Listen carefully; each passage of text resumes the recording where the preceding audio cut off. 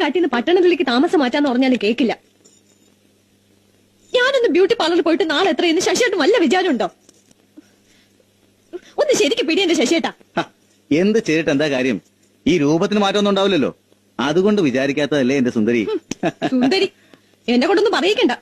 രാത്രിയാകുമ്പോ യവന സുന്ദരി, നേരം വെളുക്കുമ്പോ കാനന സുന്ദരി, ഒക്കെ ചീത്ത സിനിമകളുടെ പേരുകളാ എനിക്കറിയാം. അല്ലേലും ഞാൻ ഇത് കേൾക്കണം. കല്യാണം കഴിഞ്ഞിട്ട് വരുമ്പോ എന്തൊരു നിറമായിരുന്നു. അയ്യോ ഒക്കെ പോയി.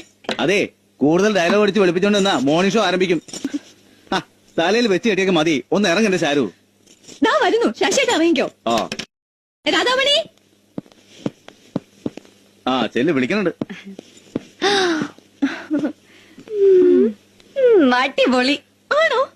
കള്ളത്തരം പറയല്ലേ. കള്ളത്തരമല്ല, ഈ സാരി ചേച്ചിക്ക് അസലായിട്ട് ചേരണം. അയ്യോ എനിക്ക് തോന്നി. പോയി വരട്ടെ.